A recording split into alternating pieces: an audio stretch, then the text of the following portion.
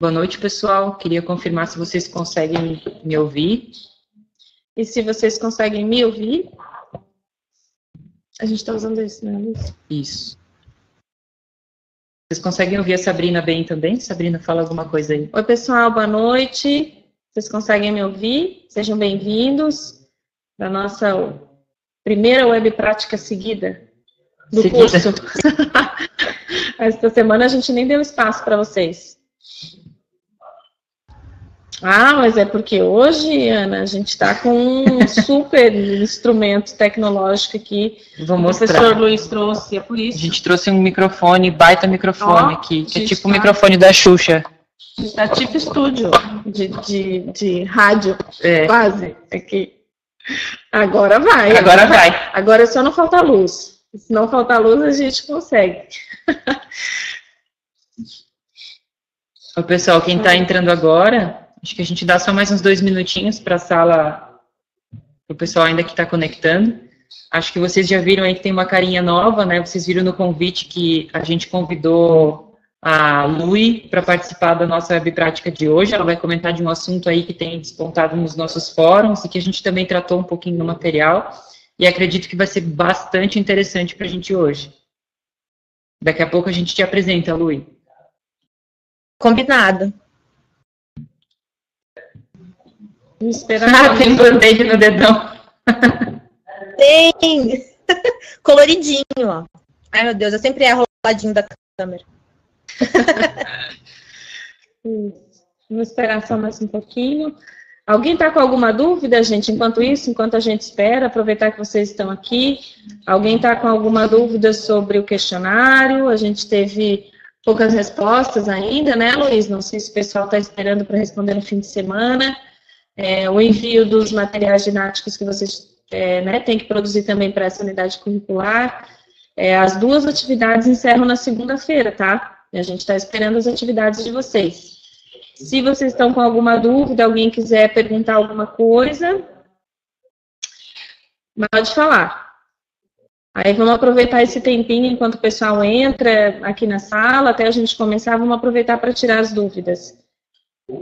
Ah, Diego, nem fala, que foi corrido mesmo. É um mês que não tem nem feriado e passou super rápido. Sobre a atividade, Marcela, algumas pessoas têm perguntado se o recurso que precisa produzir é uma apresentação e precisa ser no Google Drive. Não precisa nem ser no Google Drive, nem precisa ser uma apresentação. O que a gente trabalhou na última web prática é uma das possibilidades de recurso que vocês podem produzir, tá? Mas a ideia é que vocês escolham qualquer tipo de recurso, qualquer tipo de material didático, partindo preferencialmente de um conteúdo conhecido, que a gente costuma chamar de conteúdo bruto, e por isso eu acho que também a web prática de hoje vai ser interessante, porque a Lui vai falar um pouquinho sobre microlearning, e vocês vai ajudar também a pensar um pouco, né, de como que se pode estruturar esse conteúdo para transformar em diferentes recursos. Não sei se respondi tua dúvida, Marcelo. Vai ser bem legal mesmo, né, Luiz, a aula de hoje, porque a gente vai poder, vocês vão poder buscar estratégias do microlearning para fazer a produção. Vai ser bem interessante mesmo, é uma boa ideia essa. Mesmo. Lembrando que vocês podem buscar qualquer conteúdo que vocês já tenham pronto, que quem é docente, que já trabalha, quem na sala de aula, mas que tem algum material, que quiser trabalhar esse material, algum material instrucional, algum tutorial, alguma instrução sobre algum procedimento do setor que vocês trabalham, tudo isso é válido para vocês buscarem esse conteúdo bruto, como o Luiz chamou, adaptarem para um recurso didático diferenciado. Né? Isso. Tem umas 2 ou 3 pessoas que me perguntaram, né, eu tenho um blog, posso utilizar esse blog como atividade ou como recurso que eu produzi e descrever como foi isso nessa atividade? Né, qual que é a sugestão? Se é um material que vocês já produziram, eu tenho um texto que eu já produzi, eu tenho uma apresentação de slides que eu já produzi. A ideia do exercício, da atividade, é justamente que vocês tentem produzir algo novo, né, algo diferente do que vocês já têm. Então, se vocês já têm um texto de blog, por exemplo, que é de vocês, ou se vocês já têm uma apresentação de slides que é de vocês, ou se vocês têm textos ou apresentações de outras pessoas, né, A ideia é pegar esse material que vocês já têm e tentar produzir um outro recurso. Então, às vezes eu posso pegar uma apresentação e transformar numa apresentação narrada, gravando voz por cima. Posso transformar um texto numa pequena videoaula, né? Seguindo, claro, todos aqueles princípios que a gente trabalhou lá no material didático, que tem alguns princípios de DI, de design instrucional, e de DG, de design gráfico, né? A gente recomenda que vocês comecem a pensar isso realmente o quanto antes, agora o tempo já está bem curto, né, para segunda-feira, mas para que vocês também possam consultar a gente está disponível, né, se vocês tiverem dúvida, professor, eu tenho essa apresentação, será que eu podia fazer assim? É só perguntar para a gente que a gente está disponível para orientar, tá? Alguns alunos já têm perguntado e a gente tem trabalhado junto, dando outras ideias, dando sugestões também de ferramentas de autoria que vocês podem utilizar.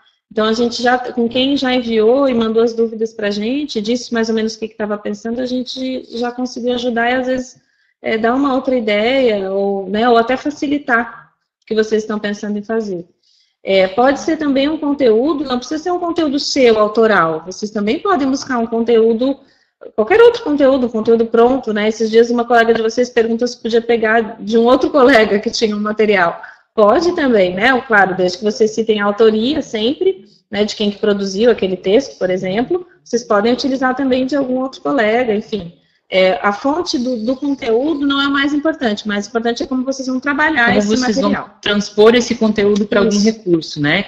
É claro que se vocês já tiverem aí uma expectativa de utilizar esse recurso em um contexto, quanto mais fiéis vocês forem àquela questão dos direitos autorais, do uso de licença que a gente viu lá nas outras unidades, respeitando a autoria, melhor. Mas para fins de exercício, se vocês não prevêem nenhum uso agora, vocês podem pegar qualquer conteúdo que vocês encontrarem, porque o exercício, a atividade mesmo é exercitar essa transposição de um texto para um vídeo, de uma apresentação para um podcast, né? Então, algo nessa linha. Uma aula com ferramentas de análise produtiva. De análise produtiva.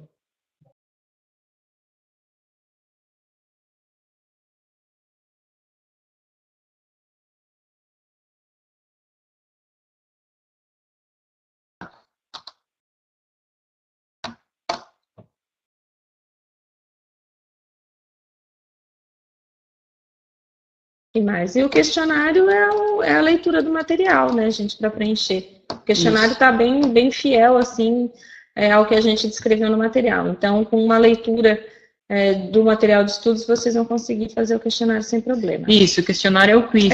Às vezes a gente chama de quiz só para não ficar com o nome muito longo ali. Sim.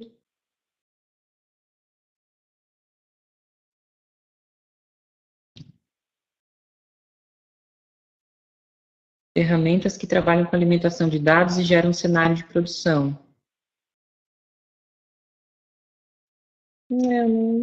Certo. Mas aí, Emerson, se você puder explicar um pouquinho que tipo de recurso você pensaria em produzir, como conteúdo, eu acredito que com certeza seria válido, já que é algo que você domina, né? Algo que é do teu contexto. Tens alguma ideia já como seria? Se seria um vídeo, se seria uma apresentação, se você faria alguma simulação?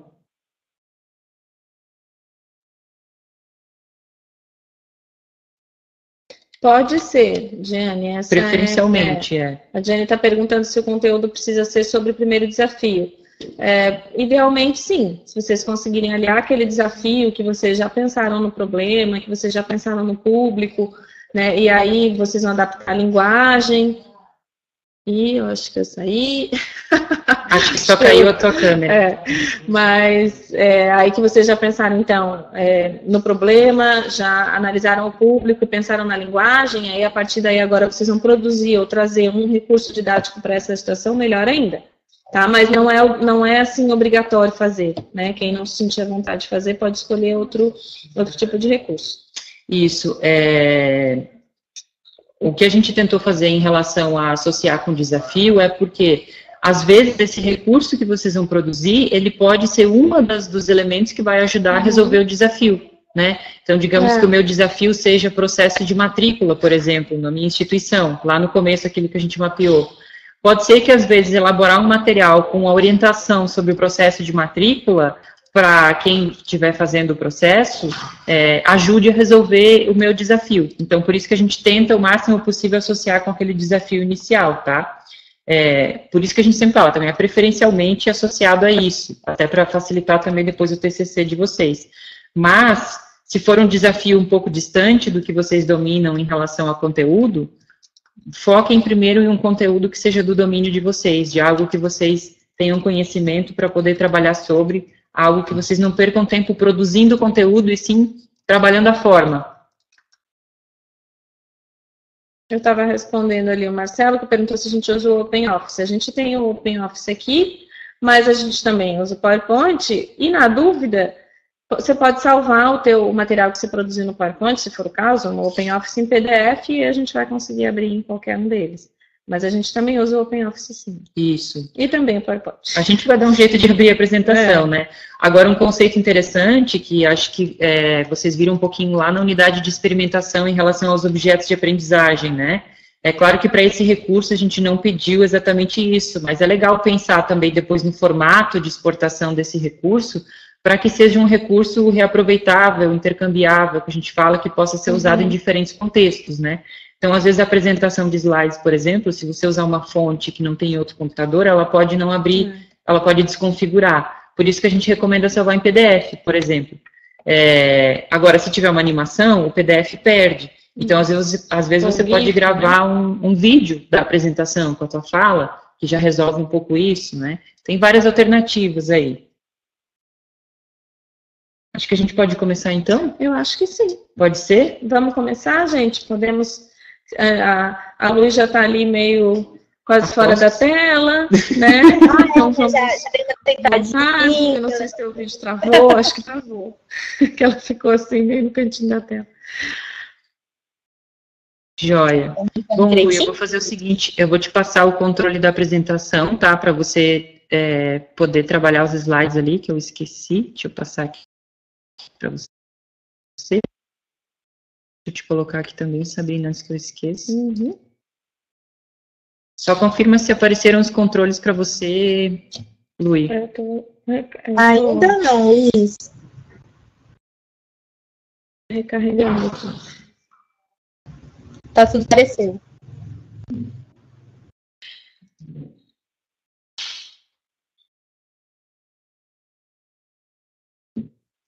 Sabrina tá voltando, ela teve uma mini queda. Eu tive.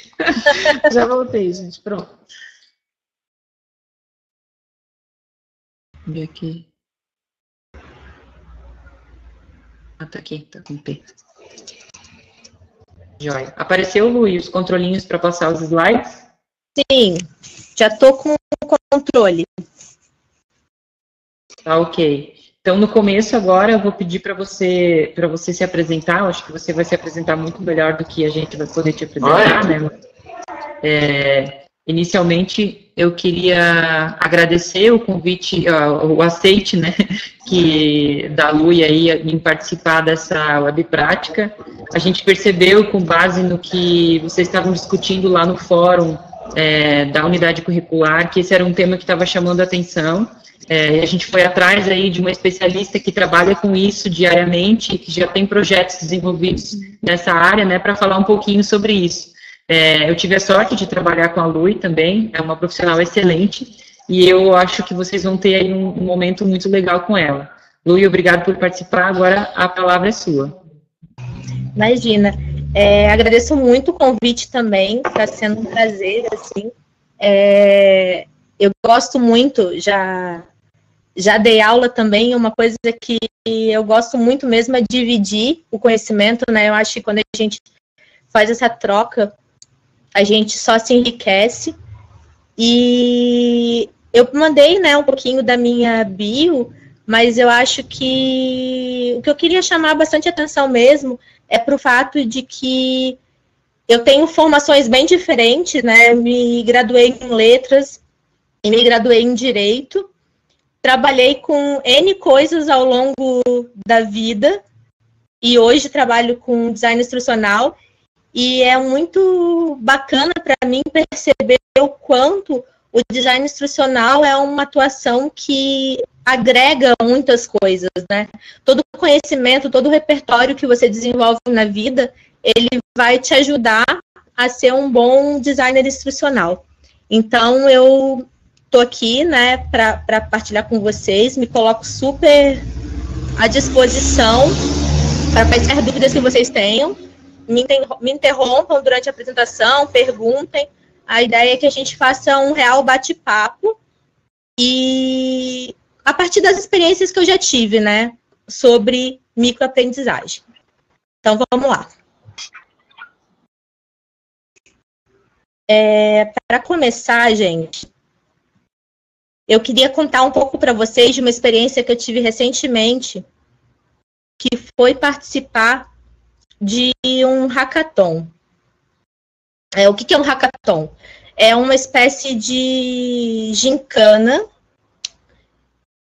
voltada para tecnologia. Então, a empresa onde eu trabalho promoveu esse hackathon com o objetivo que a gente desenvolvesse soluções inovadoras para a educação.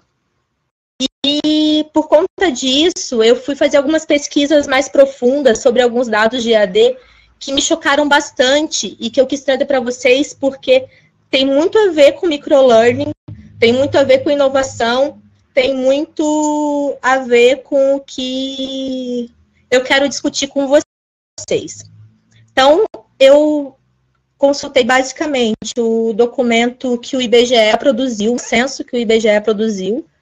É o mais recente que tem, ele é do ano de 2016, 2017, e os dados que eu vou apresentar para vocês são relacionados a cursos livres, né? A gente fez esse recorte em cursos livres.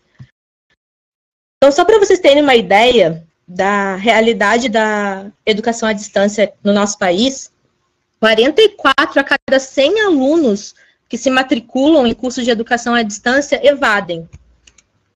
Então, a gente tem uma taxa de evasão de quase 50%, né? Uma taxa de evasão extremamente alta.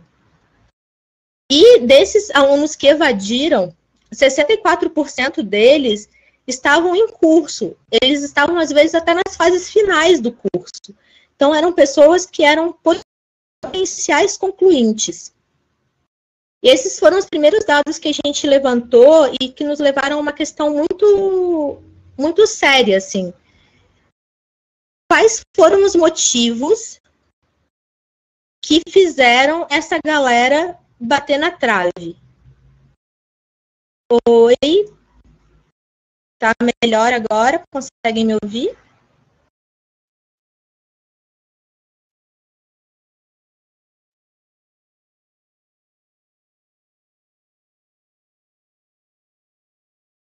Tá ótimo, então vou continuar. Olhando para esses dados, a gente se questionou muito, né? O que leva, o que faz com que um percentual tão grande de alunos evada, e dentro desses alunos que evadem, também tenha um número tão representativo de alunos que, na verdade, seguiram o curso, que não estão evadindo porque se matricularam no curso que não era o correto, que as expectativas eram diferentes, não. Parece que o caminho estava certo, mas alguma coisa os levou a evadir. E daí, a gente descobriu, deixa eu só passar aqui, que o principal motivo que os alunos tinham para evadir era a falta de tempo. Então, eles queriam muito participar do curso, eles queriam certificado, eles queriam conhecimento, eles gostavam da experiência, mas faltava tempo. E aí, eu acho que todos nós conseguimos nos colocar no lugar desses alunos, né? Eu já vi aqui no início do chat que agosto é um mês corrido, eu tenho trabalhado muito, falta muito tempo. O tempo realmente tem sido um recurso muito precioso nos dias de hoje e quase sempre é o que falta. Falta tempo para encontrar os amigos, a gente marca uma reunião que nunca acontece e não ia ser diferente para os estudos. E por que eu vim falar disso? Por que eu cheguei nesse ponto, né? Trouxe esses dados para vocês. Porque quando a gente fala que o design instrucional ele evoluiu ao longo do tempo para ser mais do que passar uma mensagem, ser mais do que cuidar de um evento, enfim, ser mais do que desenhar um curso, mas cuidar de uma experiência educacional, a gente passa a ter o apoio de mais uma área do conhecimento que é muito importante, que é a psicologia. Então, quando a gente olha para as pessoas, olha para os nossos alunos, olha para as pessoas interessadas em aprender, a gente não pode esquecer mais do lugar onde elas vivem, do contexto social, do contexto até do meio ambiente, né, que elas estão. O que está acontecendo aí no mundo dessas pessoas que são os nossos alunos? E é a psicologia que vai ajudar a gente a responder um pouco dessas questões, e isso é muito, muito importante para quem quer fazer um design que privilegie a experiência, né? Que está cuidando do início ao fim do aluno. Aí, quais são os grandes insights que a psicologia já traz para a gente hoje? Vocês já devem ter ouvido falar do termo eutagogia. Vou até escrever aqui, que é com H. Eu acho um nome bem feioso, mas é bem importante. Quando a gente fala de eutagogia, os nossos alunos, hoje em dia, eutagogia.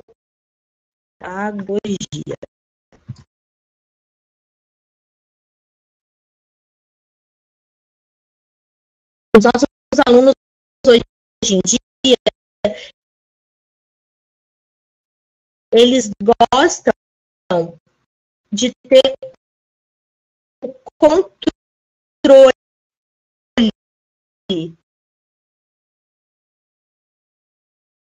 da experiência educacional.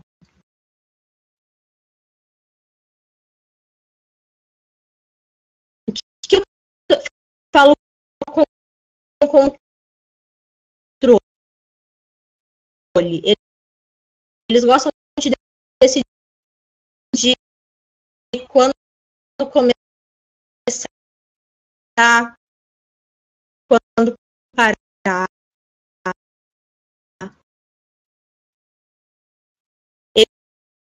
Eles gostam de decidir por onde ir. Então, os nossos alunos, eles são muito mais autônomos do que eles eram antigamente, né? Aquela visão de um professor que determina o percurso, que é o detentor completo da experiência, cada vez mais tem se perdido. Opa!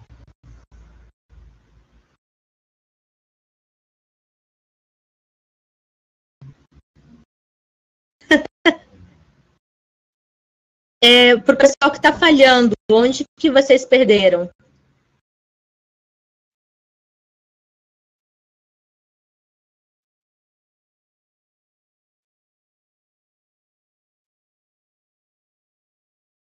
Tá bom.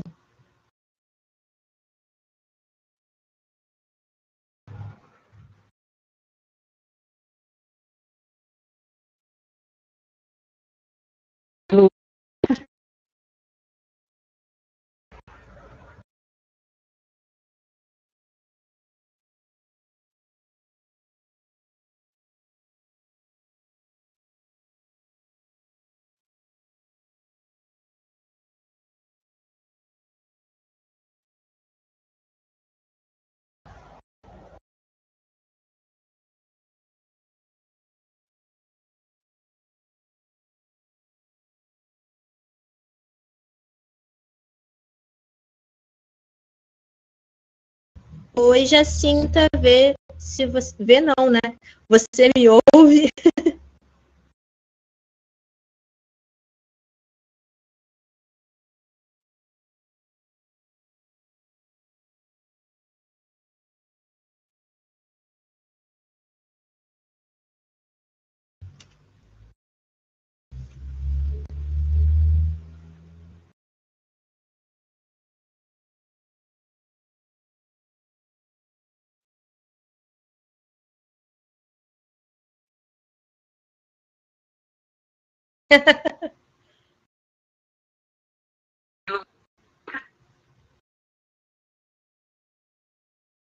Tá, eu nem vou pronunciar a palavra feiosa de novo.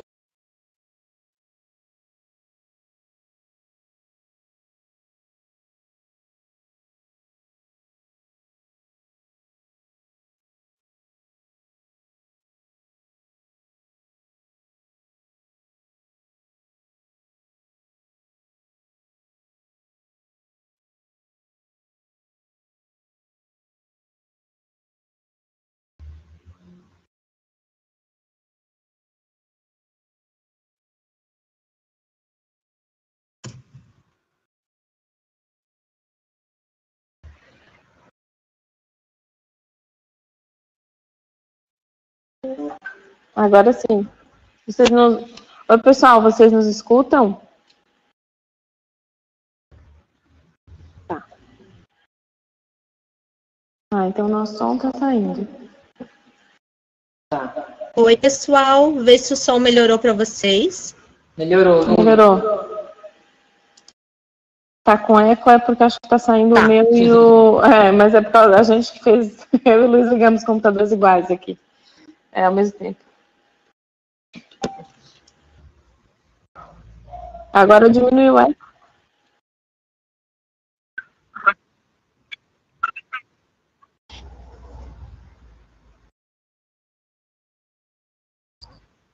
Eu desliguei o webcam, mas acho que agora o meu som deve ter melhorado, né? Melhorou. Isso. Agora o som tá bem melhor. Tá. Eu acho que talvez a gente possa tentar sem a minha webcam. O que vocês acham? Que aí fica mais leve. Não querem ver as minhas caretas, porque eu faço várias.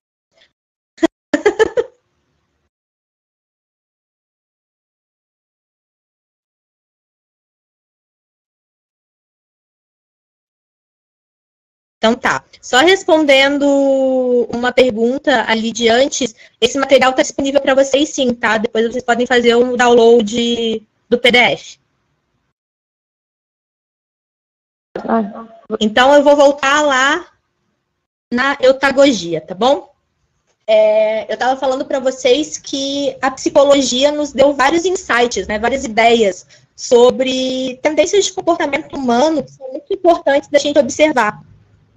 E a primeira ideia que a psicologia traz é sobre a eutagogia, que significa o quê? O palavrão. Significa que hoje os alunos, eles querem estar mais no controle.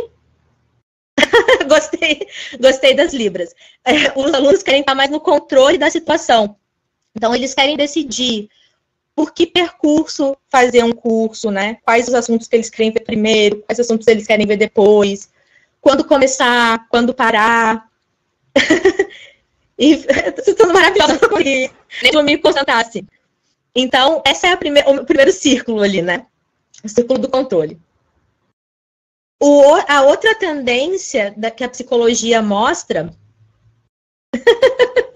A outra tendência que a psicologia mostra é sobre essa era mobile que a gente vive. Então, hoje, o celular já é quase que uma extensão do nosso braço, né? A gente já não vive mais sem ele está sempre perto. A gente, quando esquece o celular ou quando acaba a bateria, dá quase um desespero, né? Então, se tem alguma coisa que realmente faz parte do nosso corpo e é tecnológico hoje, é o celular, e é inegável que a informação é cada vez mais mobile por causa disso. Um outro fato muito legal da gente perceber é sobre a curadoria de conteúdo. Então, a gente está num mundo em que tem informação de todo lado. Eu me lembro que há muito tempo, assim, eu ouvi um professor meu, que eu nem me lembro mais do que era, mas falar que é impressionante, que até se eu só olhar para o chão quando eu ando na rua, eu tenho informação, né? Porque o ladrilho tem coisa escrita, o bueiro tem coisa escrita, em todo lugar que a gente vai tem som, ou tem coisa escrita, ou tem luz piscando, sem contar o grande acesso informação mesmo, né? O Google, imaginar que a gente saiu de fazer trabalhos que na biblioteca, buscava uma enciclopédia para hoje poder só googlar uma palavra e vir um calhamaço de informações. Só que ao mesmo tempo que isso é positivo, no sentido que a gente tem acesso à informação, isso causa um problema de processamento para a gente, né? Como é que a gente vai processar isso tudo? Como que a gente vai identificar o que é bom, o que é ruim? Isso demanda um esforço. E está bem em voga agora a questão das fake news, por exemplo, né? Que nada mais são do que notícias que a gente acha que é verdade, a gente está acostumado a achar que o que encontrou é verdade e sai espalhando por aí, e isso tem consequências drásticas. Então, ter um conteúdo que é curado, que é cuidado, que tem um selo ali de garantia de que é correto, é uma coisa muito importante para as pessoas hoje. E o último círculo que eu queria falar para vocês é sobre produtividade. Essa é uma palavra que está em todo canto, na verdade. A gente não quer perder mais nenhum segundo do nosso tempo, porque ele é muito valioso. A gente já nem tem tempo, como é que eu vou perder algum segundo do tempo que eu tenho? Isso falando da gente com a gente mesmo. Se a gente fala das empresas, então, isso fica ainda mais forte, né? Elas querem funcionários cada vez mais produtivos, cada vez mais ágeis. A gente fala de métodos de desenvolvimento ágil. É tudo assim rápido, veloz. Produtividade é voga. Então, quando a gente vai pensar nos nossos alunos, a gente tem que pensar que essas 4 coisas estão influenciando eles diretamente. E, nesse contexto aí, deixa eu achar meu mouse aqui. Nesse contexto, a gente... Ó, até meu slide está lerdo, gente. A gente vê que o microlearning parece uma solução genial, né? Porque no microlearning, em tese, eu vou gastar pouco tempo de esforço do meu dia estudando, o que significa que eu vou ter mais controle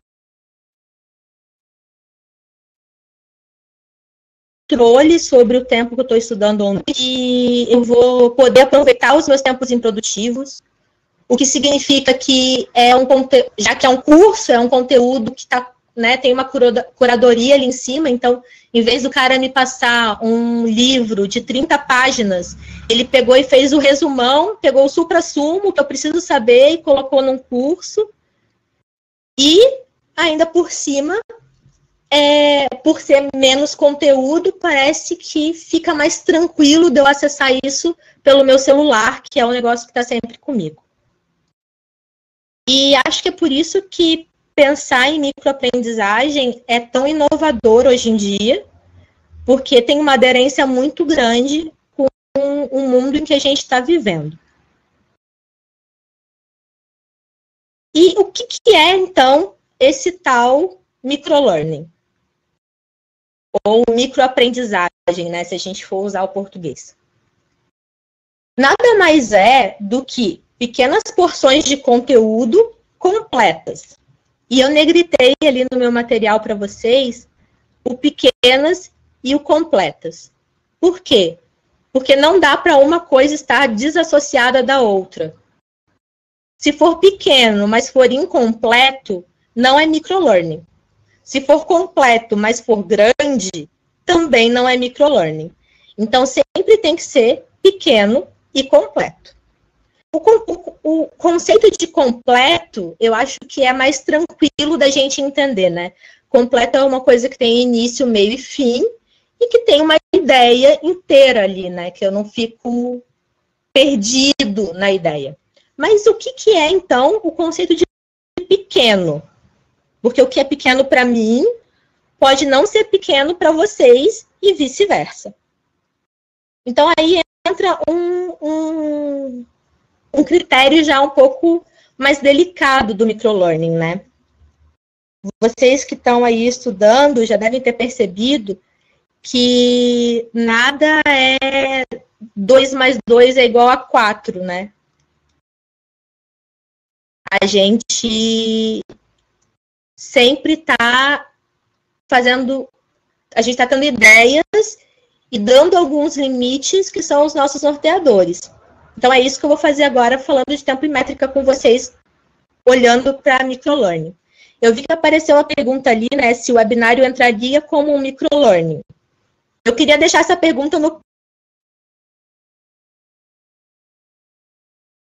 pause, para a gente conversar um pouquinho sobre de vocês, se vocês acham que esse webinário entraria ou não como um microlearning. Pode ser?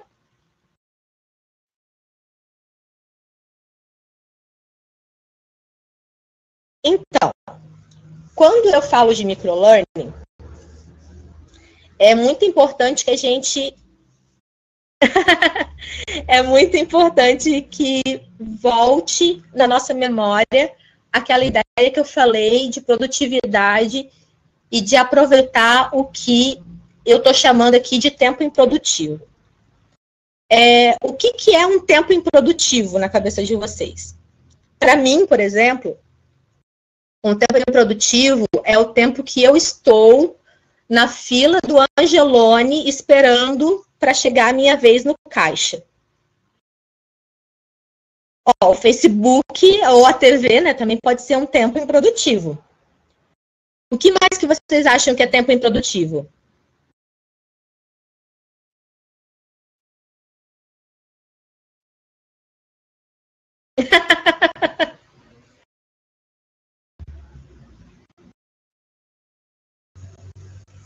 Olha aí. Espero que a aula chata do professor chato não seja essa, né? Por favor.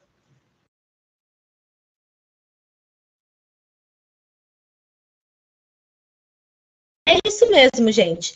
A gente faz um monte de coisa no nosso dia a dia que, de repente, a gente vê que podia estar fazendo uma outra coisa ali que não faz. E aí acaba indo para onde? Indo para as redes sociais.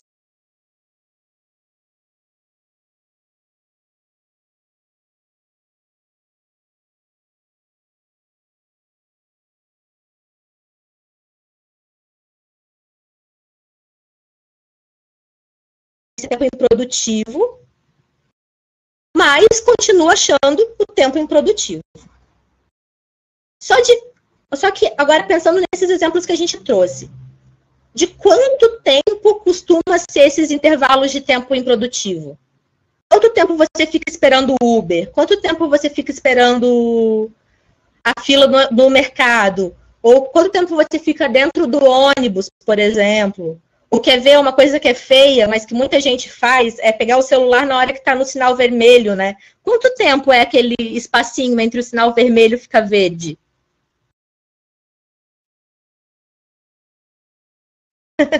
Em Floripa é verdade, o ônibus vai facinho 2 horas. Então, esse tempo varia muito, né, gente? Pode ser 1 minuto ali no semáforo, pode ser 2 horas no dia em que choveu em Florianópolis. Então, tem uma variação muito grande, e essa variação vocês podem entender como um tempo que serve para o microlearning. Porque o microlearning, diferentemente do e-learning, ele serve muito para aqueles momentos mais informais, mais tranquilos, sabe? Que a gente tá de boa, sem fazer nada, ou nem tão de boas assim, mas querendo preencher o nosso tempo com alguma coisa. Então,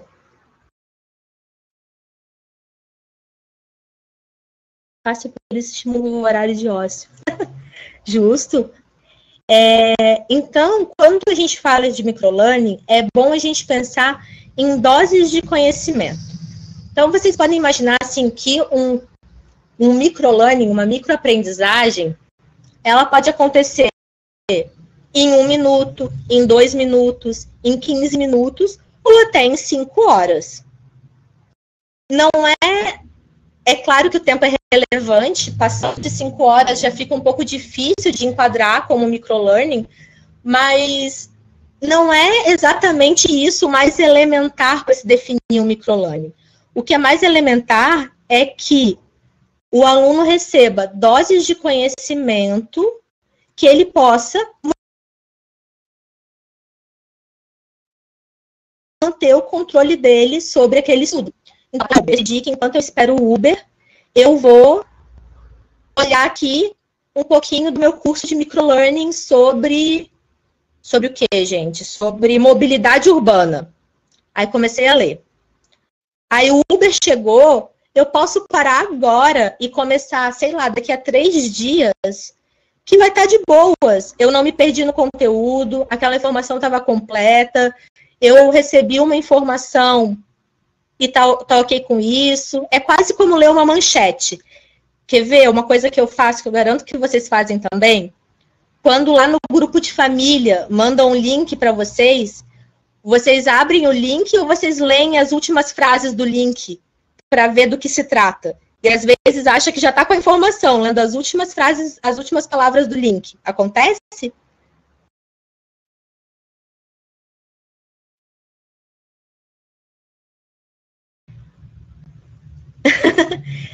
A gente sempre está ali o quê? Tentando reduzir o tempo que a gente tem de informação. Então, o microlearning, vai bem nessa jogada. A gente vai receber as informações mais básicas, mais pontuais, mais objetivas, vai poder parar, voltar daqui a 3 dias e vai estar tranquilo para continuar o nosso estudo, porque a gente vai ter independência.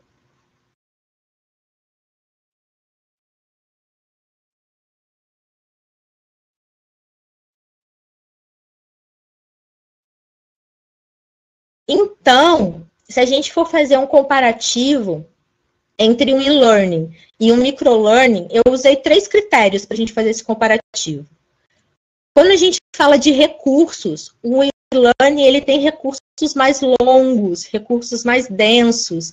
Eu vou ler, por exemplo, um infográfico de um e-learning, vai ter muita informação. Eu vou assistir um vídeo de um e-learning, pode ser pequeno? Pode ser pequeno, mas ele tende a ser mais longo, tende a ter um conteúdo um pouco mais pesado. Quando eu falo de microlearning, os recursos lá são curtos, são objetivos. É quase que uma hashtag que tem a ideia toda incutida em pequenas palavras, né? Quando eu penso em dedicação diária de um e-learning, um aluno deveria ter em média de 1 a 2 horas diárias de dedicação para um curso e-learning. Enquanto no microlearning, 30 minutos por dia, o aluno está sendo, sim, assíduo, entendeu? Está sendo um cara que vai terminar o curso antes da hora, porque ele está tendo uma ótima participação. E se eu fecho os meus olhos e vou imaginar uma cena, se é a cena de um aluno que está num curso de e-learning, eu penso num aluno que precisa se planejar para estudar, que vai lá na sua escrivaninha, na sua área de estudo, no seu ambiente que é controlado, que tem silêncio, que tem uma boa Wi-Fi, que ninguém vai incomodar ele. Senta e estuda.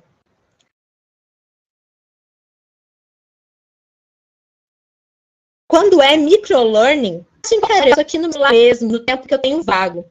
Então, ele tem uma informalidade maior. Isso, assim, faz sentido para vocês? Vocês conseguem entender isso que eu estou falando?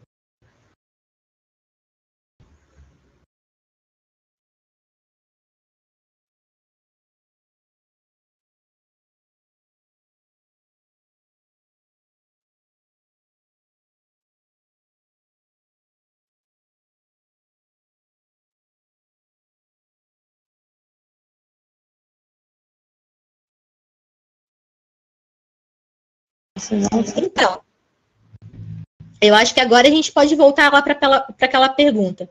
Será que esse webinar é um microlearning?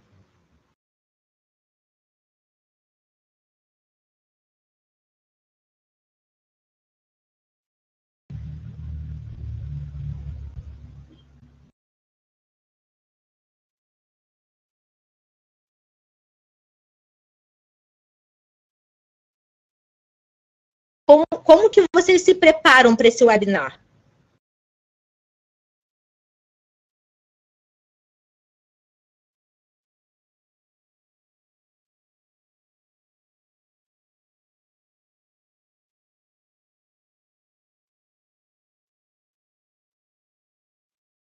Porque, olhem bem, eu queria que vocês não se apegassem muito à duração, ao tempo, porque isso é um critério, mas é o menor dos critérios para a gente definir um microlearning. O critério principal para a gente entender o microlearning é exatamente esse que eu tentei descrever na cena. O microlearning, ele é algo mais ágil, ele é algo que está mais no nosso dia a dia. É como se a gente pudesse estudar a qualquer momento. Já o e-learning, ele é algo que exige da gente algumas preparações a mais do que o microlearning.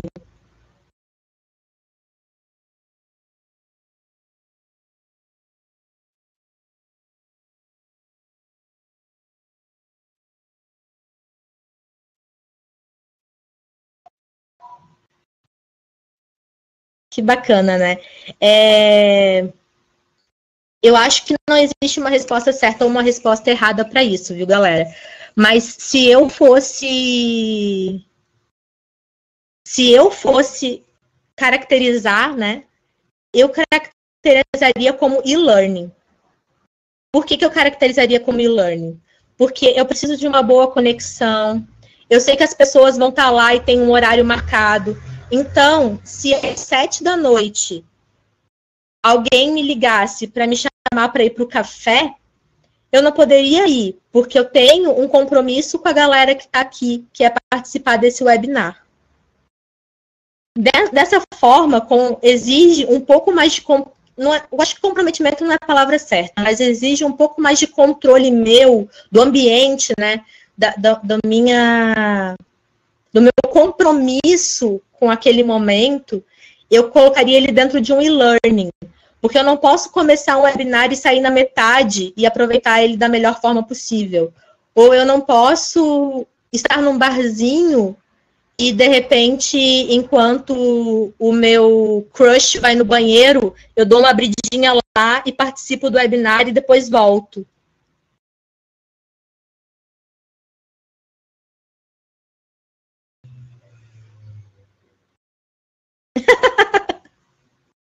Crush não vale?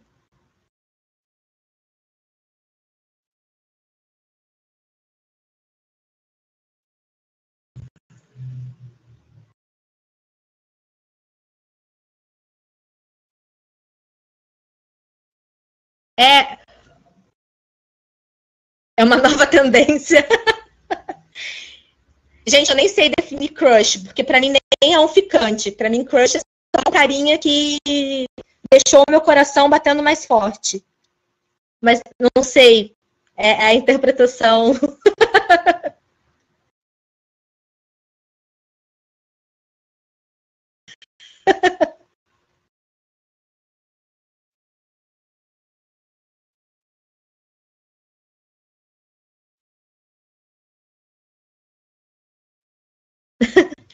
Então, mas ó, tá vendo? O crush gerou mais discussão do que o microlearning. Seria um microlearning um crush e o learning um namorado? Ô, Luiz, acho uma ótima. Uma ótima analogia. Eu acho que é isso aí mesmo.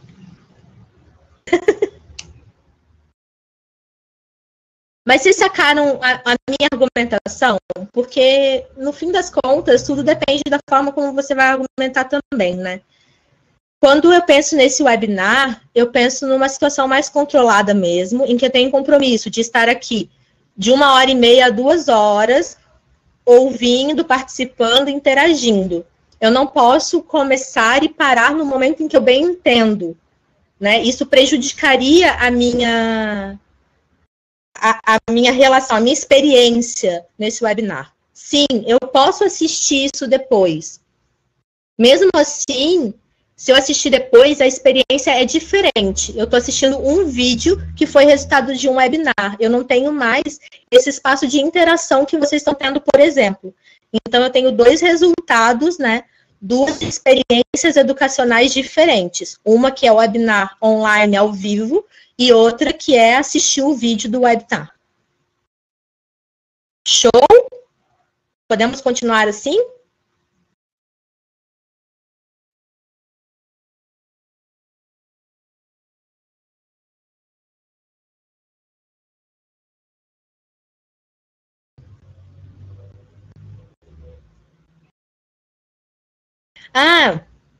Eu trouxe para vocês experimentarem, não sei se vocês já ouviram falar ou não, sobre o Duolingo. Ele foi uma das primeiras experiências de microlearning que eu tive. E é muito comum nesses aplicativos de novas línguas trabalharem nessa ideia de microlearning. O Duolingo, além de ser um microlearning, ele tem gamificação também, né? Mas se a gente pensar lá no conceito, tem várias áreas, ó, o básico, as frases, o básico 2, comida, animais. Cada uma dessas sessões é como se fosse um microcurso, que eu entro e eu tenho pequenas doses de conhecimento lá dentro. Eu faço um exercício, pronto, parei e fui embora. Pode ser na fila que eu estou esperando.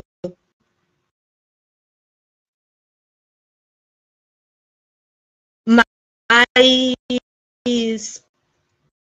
se eu quiser passar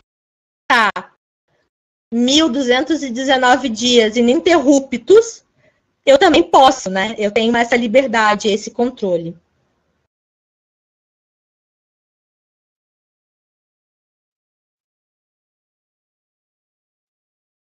Vê se a minha voz melhorou agora, Vanderleia. Edna?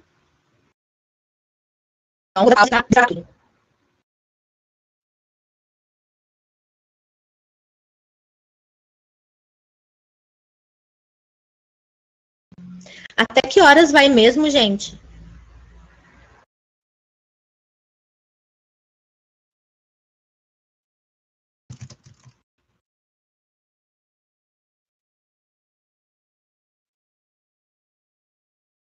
Duolingo era a ferramenta da tela anterior.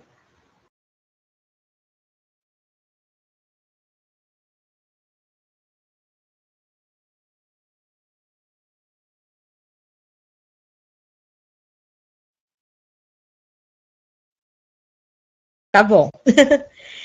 Então, agora eu queria... Agora sim, fechamos o primeiro ciclo que eu queria abordar com vocês, né?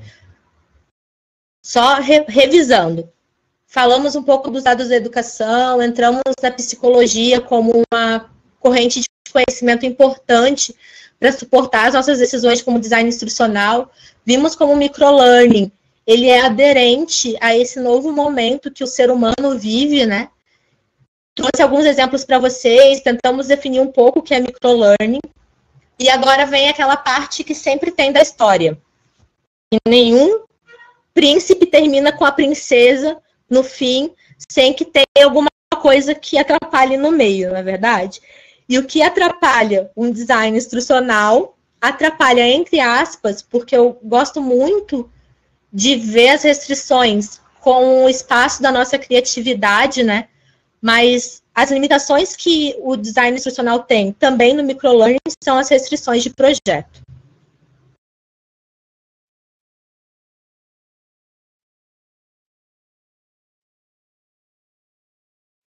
Deixa eu passar aqui para o próximo slide. Então tá. Toda essa conversa que a gente teve, sobre ser rápido, ser mais informal, poder parar a hora que eu quiser, poder fazer no celular, em que eu tô lá na rua às vezes, a minha atenção está um pouco dividida. Vocês já devem ter pensado. Tá, como é que a gente vai conseguir atingir os objetivos de aprendizagem que a gente desenhou para a solução educacional? De fato, o microlearning tem restrições quando a gente pensa em objetivos de aprendizagem. Eu trouxe aqui para vocês a taxonomia de Bloom revisitada, né? Lembrando que ali, na base, o recordar, a gente está falando do que é mais simples, e lá no criar, do que é mais complexo de se atingir. Então, eu gosto de pensar que, quando eu estou no microlearning, os níveis de recordar e de compreender né? São objetivos de aprendizagem tranquilos da gente conseguir atingir. Porque o microlearning, ele ajuda muito na memorização, ele ajuda muito quando a gente vai tirar uma dúvida, tanto é que funciona perfeitamente bem para a gente aprender vocabulário de língua estrangeira lá no Duolingo. Eu incluo o aplicar como um nível que a gente também consegue atingir, mas eu deixei ele ali tracejadinho, porque eu acho que atingir o nível de aplicar não é tão simples ou tão óbvio quanto seria atingir o recordar e o compreender. Porque eu acho difícil que a gente consiga avaliar se a gente atingiu esse nível de aplicabilidade do conhecimento ou não. Mas dependendo de como se desenha a estratégia instrucional, né? Se a gente traz para esse microlearning atividades presenciais, talvez, conversas, enfim, traz alguma coisa mais para o dia a dia, eu acho que até pode ser possível também. Já os níveis de análise, avaliação e criação, esses assim, é difícil a gente dizer impossível, né? Porque nada é impossível nessa vida. Mas eu acho que eles são muito mais delicados, são muito mais complexos de atingir só com microlearning. Mas é bacana a gente abrir aí um espaço para talvez imaginar um curso e-learning associado com um curso de microlearning, né? Reunir as estratégias, mesclar as estratégias, enfim. Outra restrição bem importante é que tem a ver com os dispositivos. Eu coloquei aqui um infográfico que eu peguei lá no Pinterest, num espaço de tela de computador. Coloquei esse mesmo infográfico no espaço de tela de tablet e no espaço de tela de celular. Até que funcionou bem, né? Apesar de que a gente consegue perceber que no computador, todos os elementos desse infográfico estavam muito mais separados, né? A informação estava mais limpa. E lá no celular as coisas ficaram um pouco mais amontoadinhas. Eu não sei se a letra está num tamanho ok para ler e tal. Quando a gente fala de microlearning, ser responsivo, né, é, assim, fundamental. Fundamental mesmo. Mas eu diria mais do que isso, viu, gente? Eu diria que quando a gente desenha uma estratégia de microlearning, a gente deve privilegiar a versão mobile, né? Vocês já devem ter ouvido falar do conceito de mobile first, que é quando a gente desenha aquilo para ser acessado pelo celular, e aí ele vai dar para ser acessado também pelo computador, mas a experiência vai ser muito melhor, vai ser desenhada prioritariamente para o celular. E eu não sei o que é Bootstrap.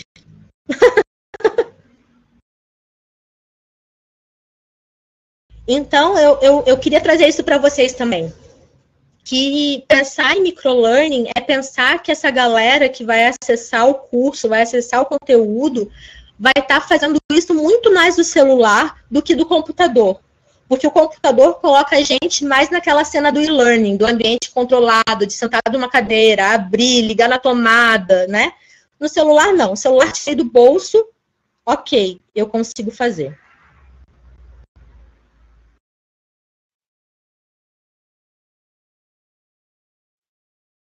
E aí, um último item que eu queria trazer para vocês, que é...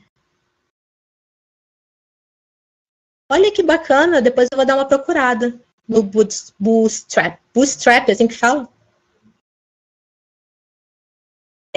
Uma outra coisa que eu queria falar com vocês é o uso de recursos com áudio.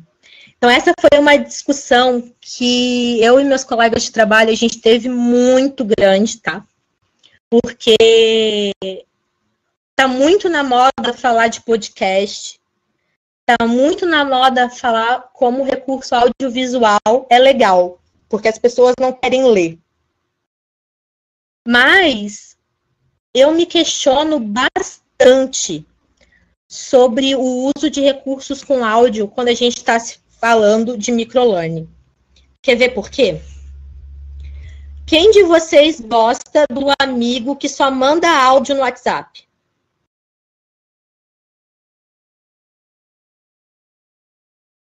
Eu me irrito profundamente, porque nem sempre eu estou num lugar que eu posso ouvir aquele áudio. Às vezes eu preciso de um fone, às vezes a outra pessoa está falando comigo, e o tempo que eu podia ter entendido aquela informação se fosse um texto, o tempo que eu podia ter entendido a informação se fosse um texto, eu perco tendo que ouvir um áudio. E às vezes eu nem sei se eu quero... Sabe quando manda aquele texto de 10 páginas no WhatsApp? Às vezes o áudio é aquilo, cara. E eu comecei a ouvir por quê? Eu não queria nem ouvir aquilo. Então, eu queria muito que vocês, quando forem desenhar seus projetos, quando forem pensar em microlearning, façam esse tipo de exercício de empatia, né? O áudio pode ser lindo, o podcast é maravilhoso, gente. Mas pensem como que a pessoa vai usar aquele conteúdo, onde que ela vai estar lendo, em que contexto ela está. Será que vai ser tão maravilhoso assim?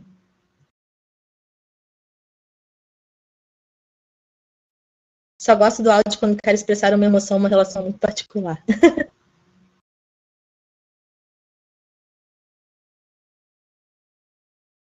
Então, é bem isso. Não existe o certo e o errado, né? E, claro, sempre existem pessoas que preferem um e que preferem outro. Mas eu trouxe mesmo essa discussão para a gente refletir um pouco, porque às vezes a gente vai na onda daquilo que parece bom e que em determinado contexto pode não ser tão bom assim. Show?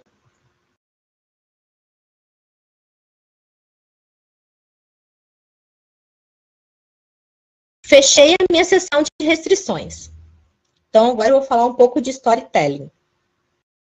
Por que eu vou falar desse cara? Como a gente viu antes, quando a gente viu antes, são pequenas partes, né, de conteúdo completo. Só que o que vai fazer o meu aluno querer ler a parte 1 e ir para a parte 2, e ir para a parte 3, e ir para a parte 4? Ele tem que se engajar naquela história. Ele tem que ter vontade, né? Ele tem que manter um flow nisso tudo. Existem vários recursos. Uma coruja. Existem vários recursos que podem ajudar a gente a fazer esse flow. Como a gente viu lá no Duolingo, eu percebi que era interna, porque eu viajei na corujinha. No Duolingo, por exemplo, eles usam a gamificação, né? Que é uma estratégia de manter o engajamento. O storytelling é uma estratégia também, é uma estratégia que eu particularmente acho maravilhosa, até porque tenho raiz em letras, né? E se a gente fosse falar de um jeito bonito, cara, eu vou precisar saber da coruja depois, tá? Só porque eu quase morro de curiosidade, não adianta.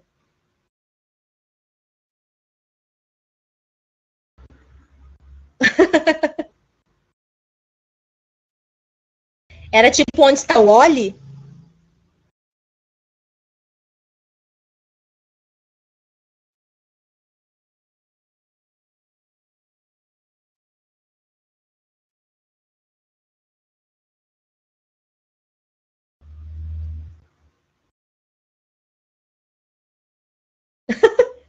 Oh, meu Deus. Tá, vou voltar para o storytelling, depois vocês me contam a história da coruja, tá? Se a gente for traduzir o storytelling por uma coisa mais básica, a gente vai estar falando de narrativa, tá? E o que é uma narrativa? É uma história, na verdade. E aí eu trouxe essa frase ali, que eu gosto muito, que todos nós somos capazes de criar e de contar histórias. nós somos seres cheios de imaginação. Vocês conseguem pensar numa coisa que seja realidade verdadeira, assim, realidade real, com R maiúsculo? Para me dar um exemplo?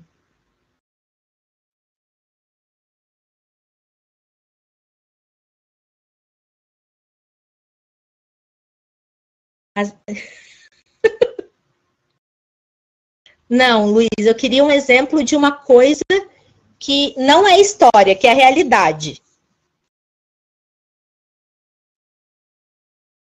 Que não é invenção.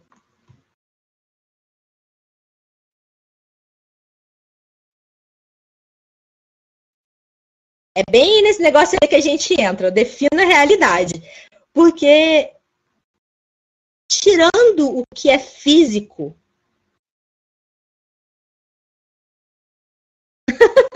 tirando o que é físico, que é o, sei lá, o meu dedão, né? Tá no meu corpo aqui, o meu dedão com esse band-aid, que só quem estava no início da aula viu. Ele é realidade.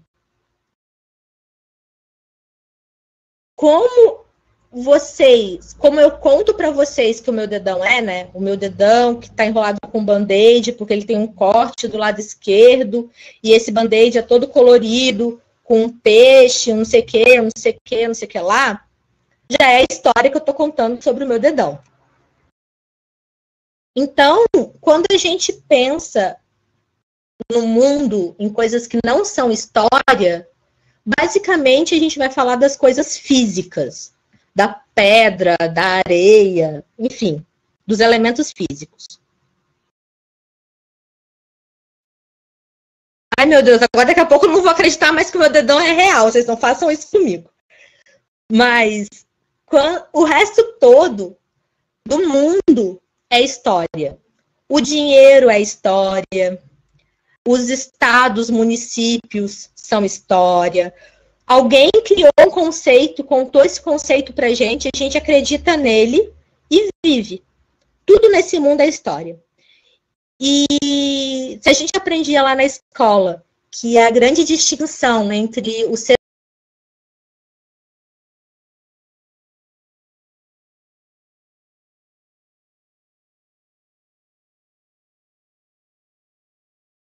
de contar histórias. Nós somos seres sociais que contamos histórias o tempo todo. E aí, quando alguém fala pra gente que vai fazer storytelling, a gente fala, meu Deus, eu não sei fazer isso, bicho de cabeça. Mentira, a gente faz isso o tempo todo. Então, essa era a primeira coisa que eu queria trazer para vocês. Se desapeguem dos preconceitos, dos nomes bonitos, das teorias que se constroem em volta do storytelling. O storytelling nada mais é do que contar história e aprender a contar uma boa história, né? E não é à toa que o marketing tem usado tanto desse recurso.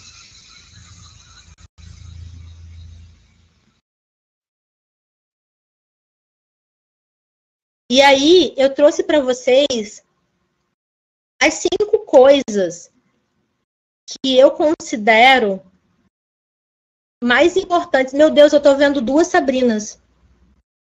Uma é de mentira.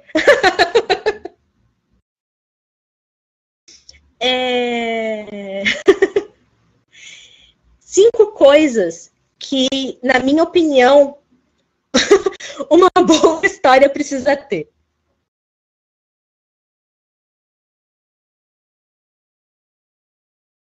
Então, a primeira coisa que você precisa ter para construir uma boa história é repertório. Cara, eu tô muito louca com as 2 Sabrinas, sério mesmo, eu não consigo nem... Eu tô observando aqui, não consigo nem continuar.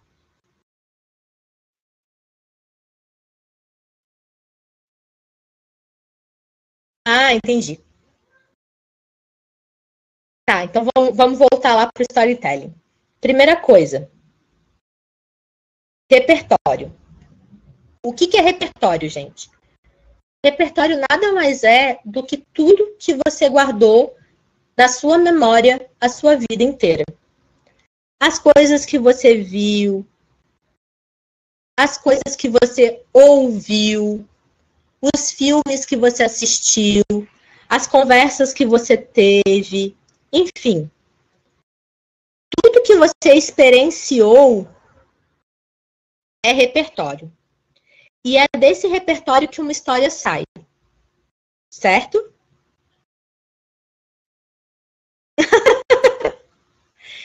A segunda coisa importantíssima para a gente contar uma história é a empatia. Então, imagina assim, ó. Me mandaram fazer uma história para a galera que mora num lugar que tem muito maremoto.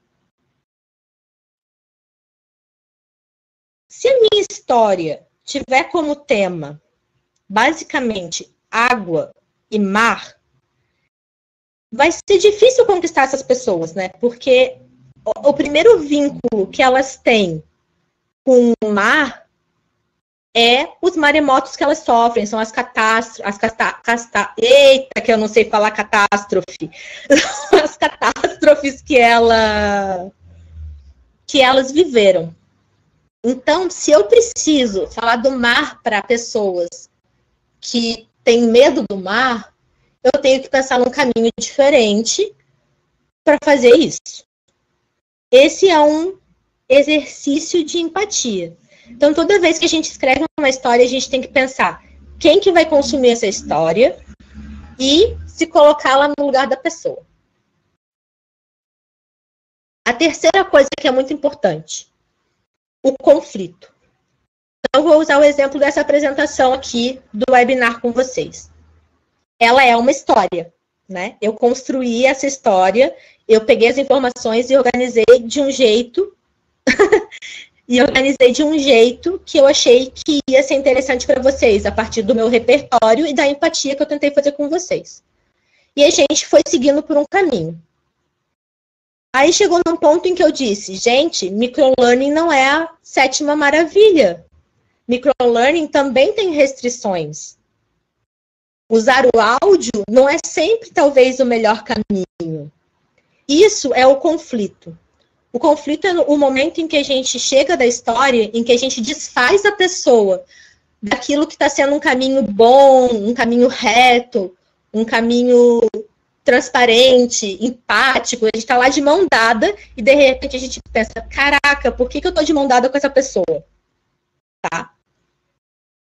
Normalmente, o conflito traz o clímax, né? É na hora que o conflito acontece que a gente começa a perceber e avaliar e a tecer as nossas críticas sobre o conteúdo. Então, microlearning é muito legal, é super atual, tem tudo a ver com o mundo que a gente vive, mas tem restrições X, Y, Z. Estou aqui no meu mundo, eu vou aplicar o microlearning ou não, ele serve ou não para mim, como ele vai funcionar?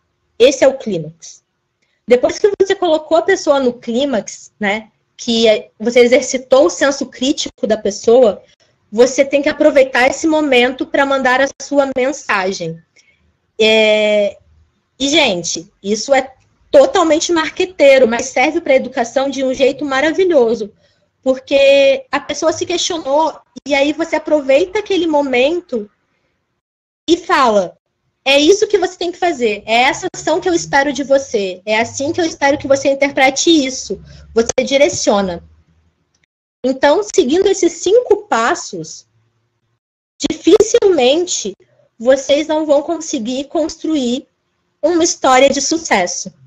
E essa história não precisa ser complexa, essa história não precisa de uma pessoa que tenha uma criatividade absurda. É trabalho, é esforço, é fazer e refazer. Beleza? E daí, eu trouxe também, naquele texto que eu compartilhei com vocês, falava do mapa da narrativa. Então, eu trouxe ele como um exemplo aqui do que costuma acontecer quando a gente vai seguir aqueles 5 passos de se criar uma história, né? O primeiro momento que a gente vive é o momento da descoberta. Então, pensando que estamos aqui desenhando uma experiência educacional. Para quem é, por que é, qual é o meu objetivo, o que eu quero com isso, o que é o conteúdo que eu preciso, esse conteúdo está aderente ou não está aderente, é grande ou é pequeno, enfim, todas as perguntas que eu possa me fazer, eu preciso me fazer. Ou fazer para quem pode me dar respostas. E eu não tenho que ficar satisfeito com as respostas. Eu posso requestionar a resposta que eu recebi. Pergunta, vai até o fundo, até você se sentir seguro e com as informações necessárias. Nessa etapa de descobrir, então, quando você se sente seguro, você se sente mais pronto, você começa a construir a sua história. E aí você vai desenhar, né? Você já descobriu, a parte da empatia já aconteceu aqui. Então você vai construir o conflito, vai construir o clímax, vai construir a sua mensagem. E eu gosto de pensar no contar com uma coisa que não é o designer instrucional ou o autor que faz. Eu acho que o autor descobre, o autor constrói, mas quem conta é o aluno, quem conta é o leitor. Então, no momento em que a pessoa consome, né, quando ela lê aquilo, quando ela vai imergir naquela história, seja ela o que for, né, seja ela uma propaganda na televisão, a novela da Globo, ou o curso do IFSC, essa pessoa está contando essa história. E aí é o momento em que quem construiu a história pode perceber se tudo que construiu aconteceu, se os objetivos desenhados aconteceram, foram atingidos.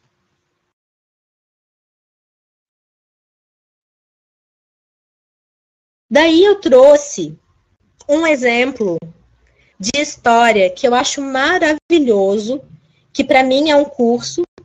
Eu linkei aqui, será que se eu clicar em cima funciona por aqui?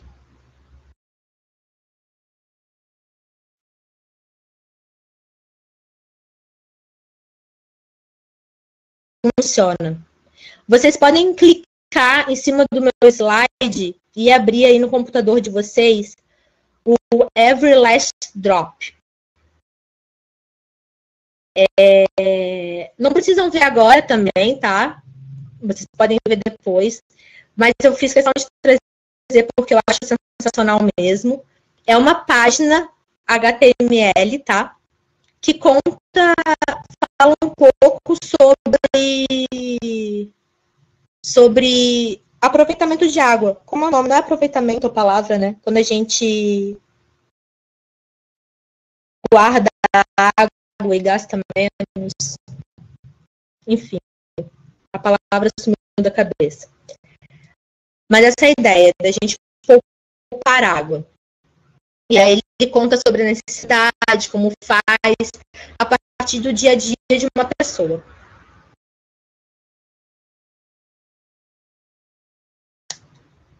Isso, consultável, racionamento. Podem me contar o que vocês acharam dessa história, que é bem simples e é bem bacana. Tá? Bom, antes de entrar na última parte que eu queria que você tenha alguma dúvida sobre o que a gente conversou, né? As questões mais teóricas, enfim, porque eu queria fazer uma prática com vocês mesmo da construção de um mapa de conteúdo.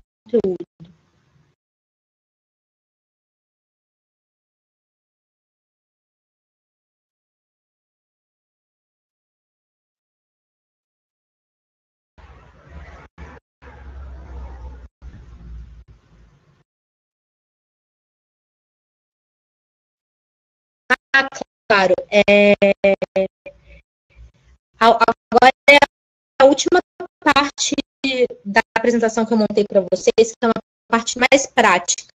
Então, antes de entrar nela, eu queria ver se alguém tem alguma dúvida sobre o que a gente já conversou, alguma coisa mais conceitual, para a gente poder deixar essa parte para trás e pular para uma outra.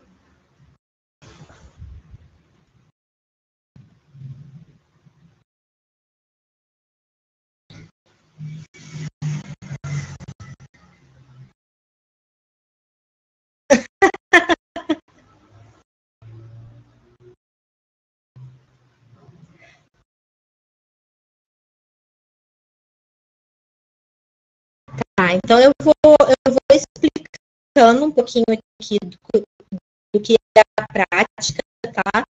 Mas se alguma pergunta vier aí, vocês podem me mandar, e também, se quiserem mandar depois, a gente conversa, não tem problema nenhum. Eita, tá ruim de novo?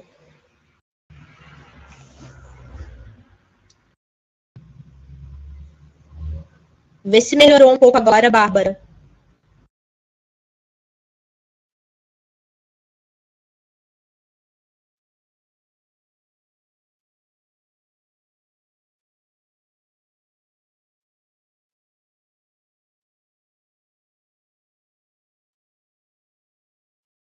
Tá, vamos dar um tempinho.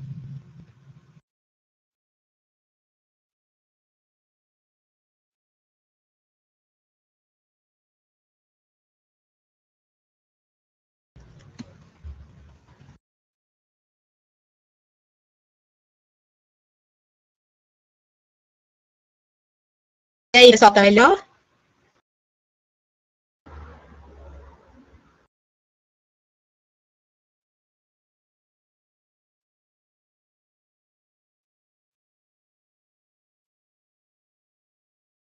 Então tá, vou seguir.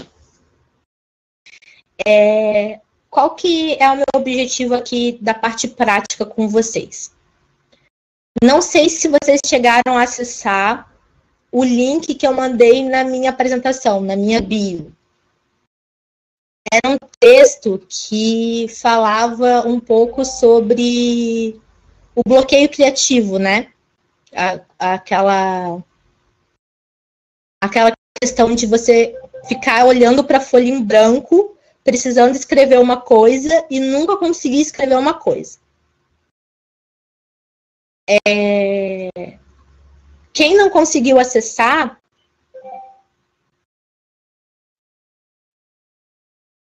tipo tese. Luiz e Sabrina, vocês chegaram a compartilhar o link com eles?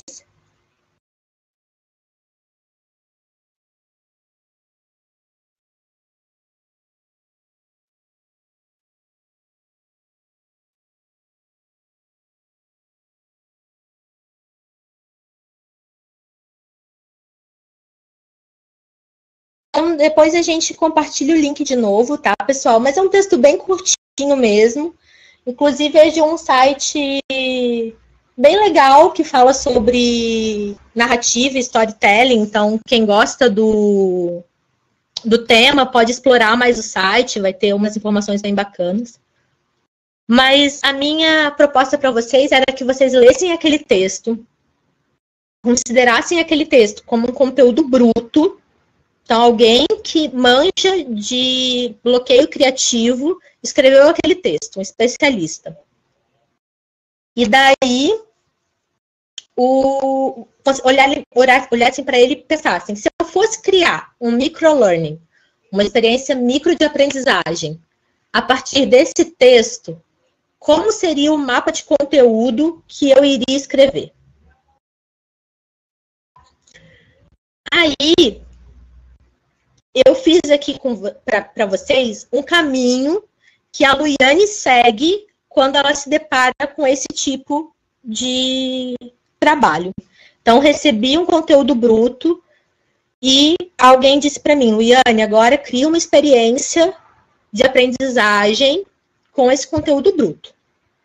A primeira coisa que eu vou fazer é me perguntar qual que é o objetivo principal, no caso do texto, mas qual é o objetivo principal daquele conteúdo bruto? Sobre o que ele quer falar?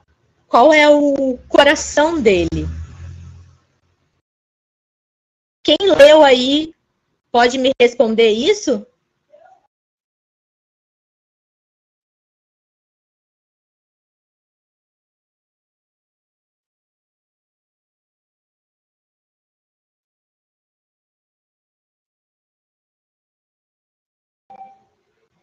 Tá, então eu vou responder. Na minha opinião, o objetivo principal do texto é desmistificar a criatividade como uma coisa natural, um dom de Deus. Beleza? A segunda coisa que eu faço, depois de saber o objetivo principal do conteúdo que eu tenho na mão, e quando eu estou pensando numa experiência de microaprendizagem. Sim, exatamente, Bruna. É muito comum que as pessoas acreditem que ser criativo é uma coisa nata, né? Então, a segunda coisa é pensar, para chegar nesse objetivo, que é desmistificar a criatividade como um dom de Deus, o que é essencial para que as pessoas que vão ler esse conteúdo consigam desmistificar a criatividade. O que não é essencial é o que pode ficar para depois. O que eu chamo de ficar para depois? Pode ser um link, pode ser um material complementar, ou pode ser até um corte. Certo? Então, quando eu li esse texto, eu percebi que o que era essencial era mostrar para os alunos que existem métodos, técnicas, para se começar um texto. E o fato de existirem técnicas ia provar para eles que mesmo que eles acreditassem que não eram seres divinamente criativos, eles conseguiriam fazer um texto, certo? Exatamente, Luiz. O que é essencial para atingir o objetivo de aprendizagem? É da reunião do objetivo principal do texto e do que é essencial que nasce o objetivo de aprendizagem. Por isso que eu coloquei ele na mesma tela. Então, para mim, o objetivo de aprendizagem de um curso baseado naquele texto seria algo mais ou menos como entender que posso ser criativo utilizando técnicas de produção textual, sei lá. Estou inventando agora um possível objetivo. Mas eu juntei o que era principal, que é desmistificar a criatividade, e juntei o que é essencial, que são as técnicas, e formei, assim, um objetivo de aprendizagem. Márcia, o áudio melhorou?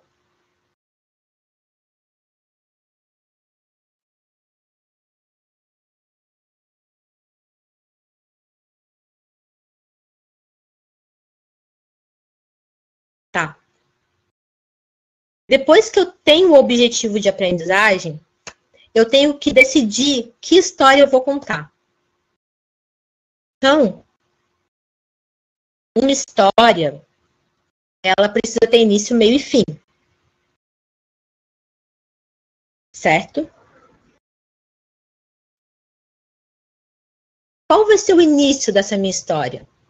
Por onde que o aluno tem que começar essa jornada de entender que a criatividade não é algo nato? Qual que é o miolo dessa história toda? Como é que eu encerro essa história? Como é que eu passo a mensagem final? Como é que eu digo para ele o próximo passo? Eu preciso decidir isso para, então, passar para a quarta etapa, que é a escolha dos títulos, para desenhar o meu mapa de conteúdo. Então, nas 3 primeiras etapas, eu estava só descobrindo as coisas. Na quarta etapa, eu começo a construir. Como a minha ideia aqui com vocês era construir um mapa de conteúdo, então eu começo a construir os títulos que vão encabeçar as minhas doses desse microlearning. O que é importante que esses títulos levem em consideração? Que eles sejam claros, que eles sejam objetivos e que eles sejam instigantes. Afinal de contas, lá no convite eu dizia que a gente deve, a instituição que estava pedindo esse curso queria ter um número altíssimo de matrículas. Então, o aluno, ele vai olhar o curso, ele vai olhar o título das doses, e é isso que vai ajudar ele a decidir se ele quer se matricular ou não, por exemplo. Então, é bem importante que a gente use, mais uma vez, um pouco de marketing também, na hora de decidir o nosso mapa de conteúdo. Eu queria ter construído para vocês, dividido esse conteúdo, porque no Hackathon a gente propôs um aplicativo de microlearning, e eu tenho alguns mocks dele, tá? Eu não consegui a tempo fazer esses mocks com o conteúdo dessa página, mas eu vou fazer isso ainda, e eu compartilho com o Luiz e com a Sabrina, e aí eles podem compartilhar com vocês depois. Mas eu queria convidar que vocês fizessem esse exercício mesmo, de pegar o conteúdo, de seguir esses passos, né? Ouvir aí no início da aula que vocês têm uma atividade que para segunda-feira de criação de um recurso, quem sabe essa seja uma oportunidade legal, né? Já que a gente conversou sobre isso há pouco. E, enfim, se coloquem nesse lugar e percebam quais são as dificuldades que vocês têm, para então vocês começarem a se aprofundar um pouco mais nisso, né? Nessa experiência do que é o microlearning, nessa experiência do que é o design instrucional também. E da minha parte, pessoal, era isso. Eu não sei se vocês têm alguma dúvida, né? Querem falar alguma coisa. Volto a câmera.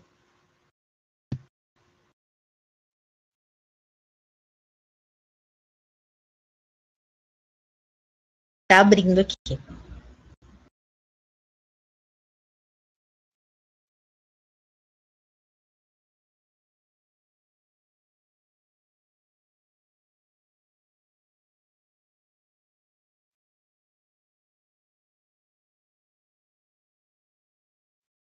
Gente do céu. Disse assim, ó, sua webcam não pode ser aberta, ela pode estar sendo usada por outro aplicativo. Qual seria, né? O Google me espionando?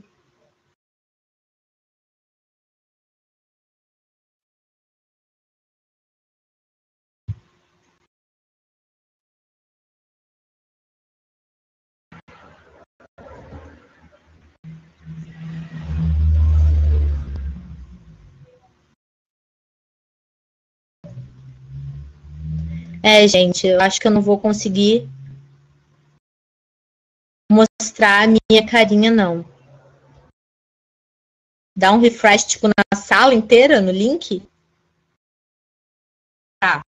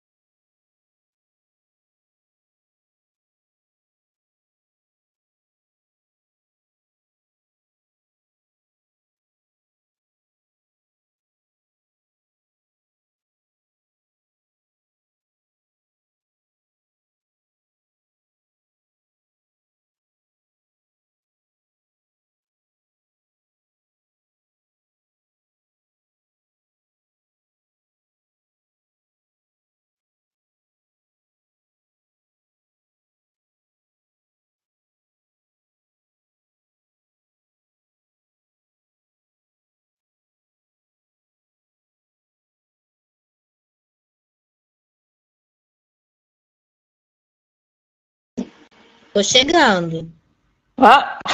E de repente veio uma voz. Ô, gente, agora vocês nos escutam? Voltamos. A gente só tá esperando a Lu voltar acessar de novo, tentar ver se ela consegue ligar a câmera. Mas vocês ficaram com alguma dúvida ou alguma pergunta, alguma curiosidade sobre isso tudo que ela falou? Algo que vocês queiram comentar? Fiquem à vontade. Enquanto ela volta, eu acho bem interessante, a gente pode associar tudo que a gente viu e que a Lui mostrou na aula aqui de hoje com o que a gente falou na aula passada sobre apresentações. Né? A Lui, como ela mesma explicou ali, quando ela começou a falar de storytelling, ela usou muito bem todos esses recursos que a gente tem à nossa disposição quando a gente usa esse tipo de técnica. Né? Então, no começo, eu, pelo menos aqui, a hora que ela começou a falar, porque na EAD tem muita evasão, e os números, e 44%, eu já fiquei aqui pensando, meu Deus, ela vai dar a solução, é tudo que a gente precisa, ela trouxe aqui agora o que a gente precisa para acabar com a evasão na EAD. Então, ali, com aquela história, né, que ela começou, ela já envolve a gente num tema, talvez mais, né, talvez eu tenha me envolvido mais do que vocês, mas, assim, ela começa com uma história sobre algum tema que, de certa forma, nos envolve, porque está dentro do nosso contexto, e aí, em seguida, ela começa com o drama, né, do conflito. Não, mas pode escrever aí, Rodrigo. E aí os textos, inclusive quando a câmera dela, quando ela sai e tira a câmera, a gente vê como os slides são importantes. Porque a gente só escutando o que ela vinha falando, como ela vinha falando junto, e o slide já dando apoio para a fala, para toda a fala dela, a gente viu como a imagem, como aqueles textos curtos apoiaram muito bem a fala, de modo que a gente, inclusive, nem se distraiu ao longo da fala dela. Né? Além disso, ela usou muito bem os exemplos, claro, ela trouxe humor, ela trouxe exemplos relacionados à nossa, né, muito ao nosso cotidiano, aquilo que a gente vive no dia a dia, muitas analogias, então, isso tudo são estratégias que fazem a gente prestar atenção naquilo que a pessoa vem dizer.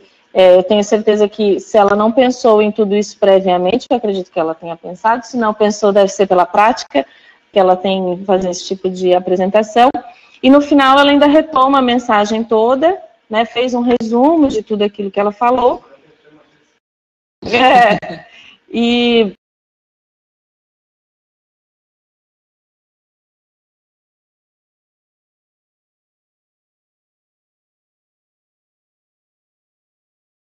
um exemplo bem prático da que a gente abordou na aula passada, eu só queria retomar para fazer o fechamento, enquanto a Lui volta, ela já voltou, tá? Lui, tá contigo, pode falar.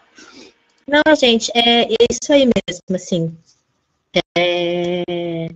Queria agradecer, né, mais uma vez, dizer que eu estou à disposição, né, vocês podem baixar o material, mas eu vi ali que tinha alguém com micro dúvidas. Depois, se isso ficar, se eu puder ajudar em alguma coisa, vocês podem realmente contar comigo, tá? E tem, assim, Sabrina, acho que tu falou um resumo mesmo, assim. Nenhuma dessas informações foi colocada nessa ordem em vão, elas tiveram um porquê, né? Eu tomei uma decisão na ordem de cada uma delas, que foi tentar fazer com que a minha apresentação fosse também um storytelling, né? Não adianta a gente falar das coisas se a gente não pode mostrar também como elas acontecem. E a apresentação podia não ter um storyline bom, mas a gente está sempre contando uma história. Eu acho que isso é muito importante da gente fixar. Então, às vezes a gente toma cuidado com essa história, outras vezes a gente não toma cuidado com essa história. E o poder de tomar o cuidado é muito grande, né? Eu acho que a gente consegue captar a atenção, o interesse de uma maneira muito mais bacana. E, enfim, eu acho que é isso mesmo. E estou aberta aí para qualquer dúvida.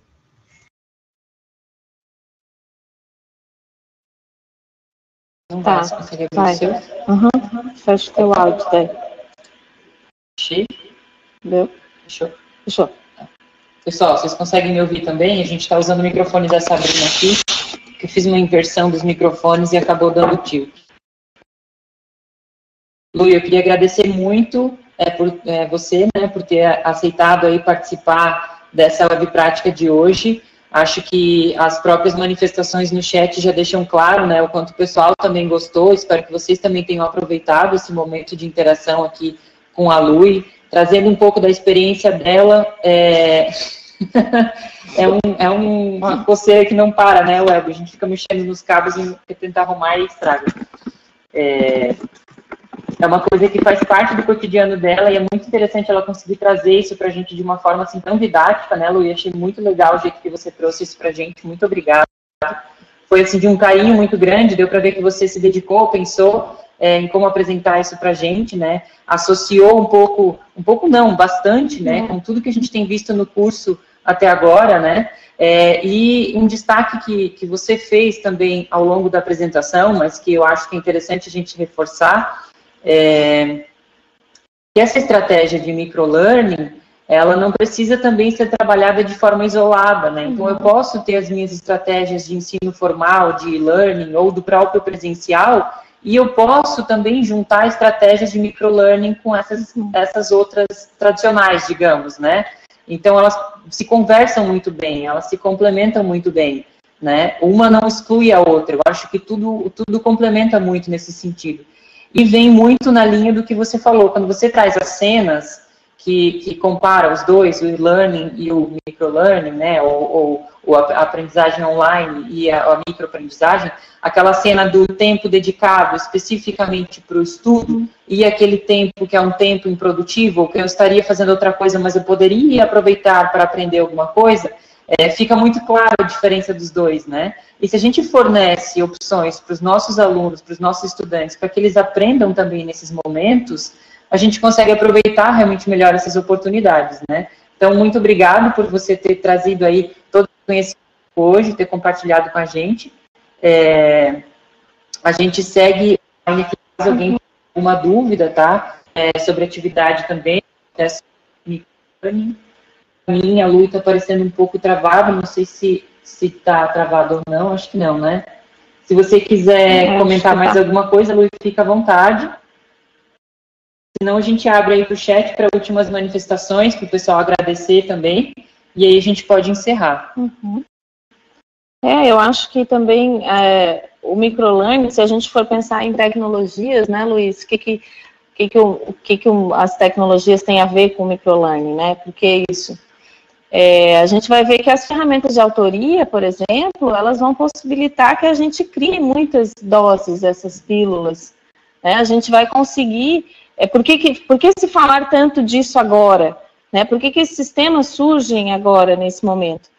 Ou, né, como tendência? A facilidade que a gente tem de ser produtor de conteúdo, isso a gente vem comentando desde, acho que das primeiras unidades, cultura digital, linguagens, né? Esse movimento maker, a ideia que nós somos prosumers, né, somos consumidores, somos produtores de conteúdo, isso facilita com que a gente produza o microlearning, de fato, mesmo na educação formal, como o Luiz comenta, mesmo numa sala de aula presencial, que a gente disponibiliza esses materiais para os alunos, ou num curso e-learning, como é o nosso caso aqui, ou, enfim, em qualquer tipo de instrução informal, ou, né, acho que qualquer área aí da educação, e, enfim, de formação, capacitação. Então, às vezes a gente pensa, né, eu vim aqui pensando assim, e será que a relação de estudo com as tecnologias, por quê? Né, acho que tem uma relação direta, a gente começa a falar mais nisso no momento em que isso fica mais fácil de fazer, e que a gente tem possibilidades mais, assim, mais acessíveis para a gente desenvolver esse tipo de coisa. Né, então, e fica aí a dica também para os materiais didáticos que vocês vão produzir, né, onde vocês vão poder usar tanto as ferramentas de autoria, quanto essas técnicas de microlearning, dentro delas, né, técnicas de storytelling, as dicas e os princípios que a gente deu de design. A ideia mesmo aqui, eu acho que com todas as unidades curriculares e do nosso curso, é disponibilizar técnicas e recursos que vocês possam se apropriar e utilizar e trazer para a prática de vocês. Aí, eu acho que essa, né, assim a gente consegue também associar aí tudo que a gente viu, Nós temos aqui alguns visitantes, eu acho que eles talvez estejam aparecendo em duplicata para vocês também. A gente estava aqui o tempo inteiro, haja coisa, hein, gente? Haja conhecimento para a gente misturar e aproveitar as materiais. Tu anda bem assanhadinho, né, velho? É isso, é porque eles não veem vocês faz tempo. São eles que têm saudade. Eles é que estão com saudade, porque eles ficam, faz um tempão que eu não faço uma web prática, tal, será que eu não posso vir aqui falar uma coisinha? A gente fala, não pode. Luiane, muito show, Luiane, estava muito legal, excelente, estava te ouvindo também, parabéns. Ai, Rafa. Beijo.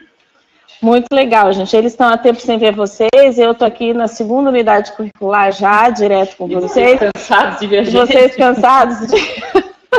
Vocês vão ter que me aguentar mais um pouquinho, mas depois eu prometo que eu vou desaparecer um pouco. Mas, enfim.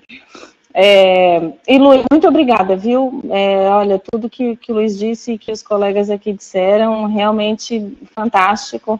É muito bom ter... ouvir assim quem também está trabalhando com isso e as experiências, as práticas, muito legal mesmo. Muito obrigada.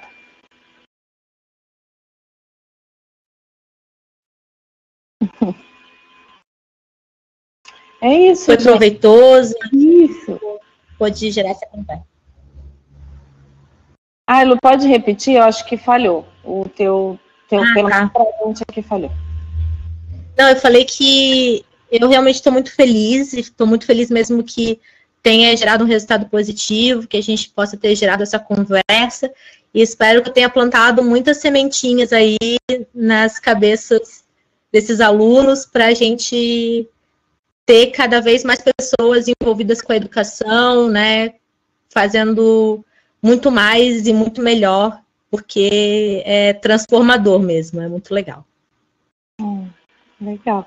E eu acho que serve como motivação para o pessoal fazer atividade no fim de semana. Não, fim de semana não, hoje é quarta ainda, né? Tem quinta, tem ainda. Sexta, tem sábado, domingo, e nem precisa ser no final de semana. A gente espera as atividades de vocês lá.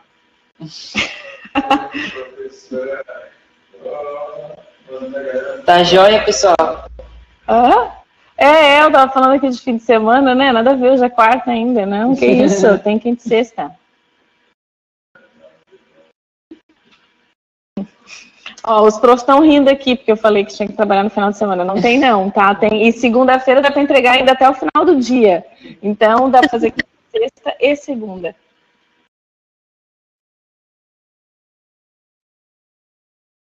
Valeu então, gente.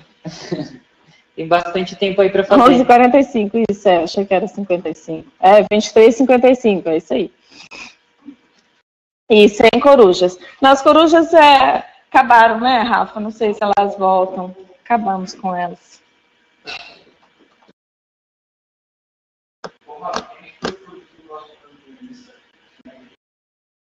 Boa noite, gente. O próximo a gente não definiu, mas a gente ficou de fazer o conteúdo até dia 20. Que não vai dar, né?